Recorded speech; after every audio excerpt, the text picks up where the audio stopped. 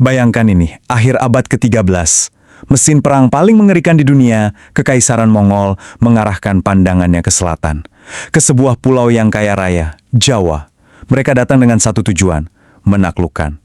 Tapi mereka nggak tahu, mereka sedang berjalan lurus ke dalam salah satu jebakan paling cerdas dalam sejarah. Nah, ini dia pertanyaan besarnya. Gimana caranya pasukan yang katanya nggak terkalahkan, yang udah menaklukkan separuh dunia, justru bisa dipermalukan habis-habisan di tanah Jawa? Jawabannya ternyata bukan soal adu kekuatan, tapi adu kecerdasan. Oke, untuk ngerti gimana ini bisa terjadi, kita harus kenalan dulu sama dua pemain utamanya. Karena ini bukan sekedar bentrok antar kerajaan, ini adalah tabrakan antara dua dunia, dua realitas yang sama sekali berbeda.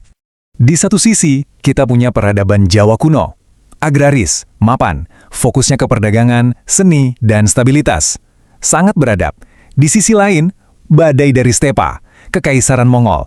Mereka nomaden, hidup untuk perang, dan fokusnya cuma satu, menaklukkan. Jadi ini beneran pertarungan antara peradaban yang tenang melawan kekuatan militer yang brutal. Setiap perang besar itu butuh pemicu, kan? Butuh satu percikan api. Dan dalam kasus ini, percikannya adalah sebuah penghinaan. Sebuah tindakan nekat dari seorang raja di Jawa terhadap penguasa paling kuat di muka bumi saat itu. Kita harus paham dulu, Mongol saat itu bukan main-main. Sejak era Genghis Khan, mereka tuh kayak kekuatan alam yang nggak bisa dihentikan. Cucunya, Kublai Khan, bahkan berhasil menaklukkan seluruh Cina dan mendirikan dinasti Yuan. Kekuatan mereka tuh absolut.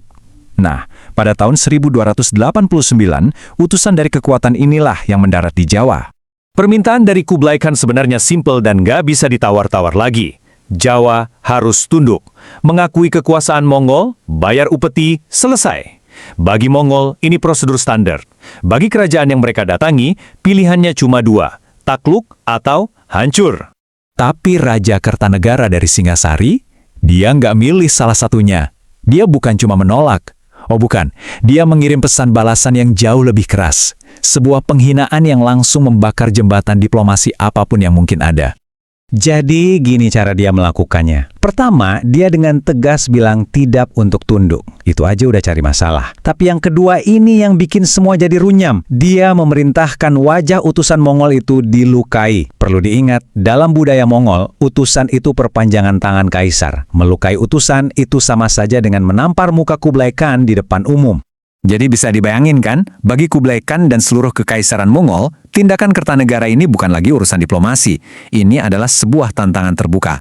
Ini adalah deklarasi perang.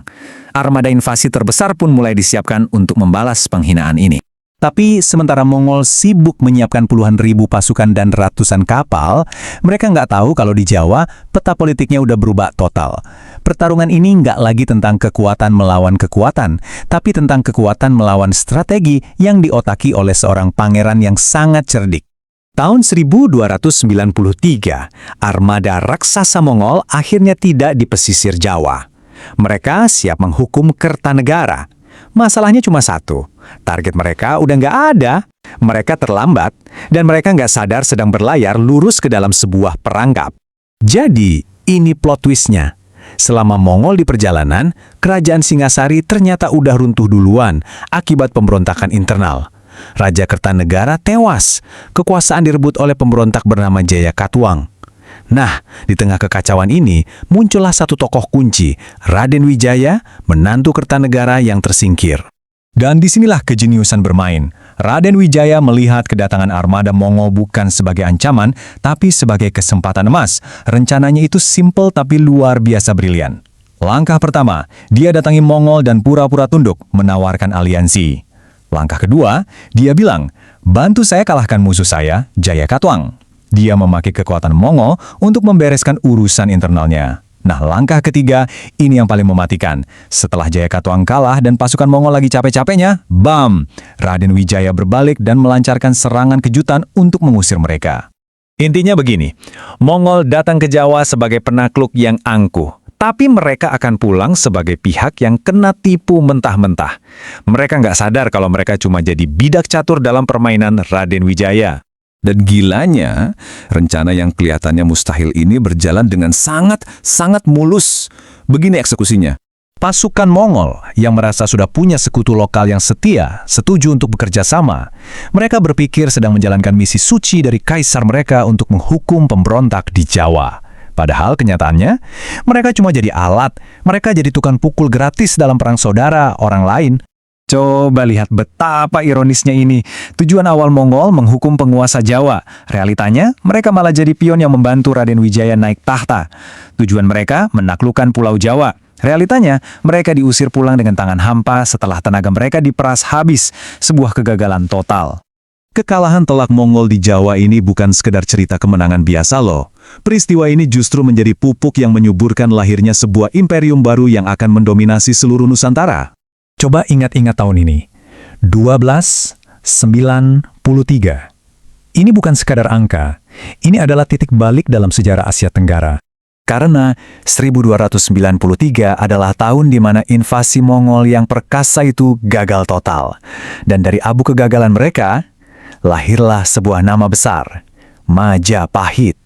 Dampaknya luar biasa besar. Raden Wijaya, sang ahli siasat, mendirikan kerajaan Majapahit. Kerajaan ini kemudian tumbuh menjadi kekuatan dominan di Nusantara selama ratusan tahun. Dan yang gak kalah penting, kemenangan ini secara efektif menghentikan laju ekspansi Mongol di Asia Tenggara. Sebuah kerikil kecil dari Jawa berhasil menghentikan longsoran raksasa.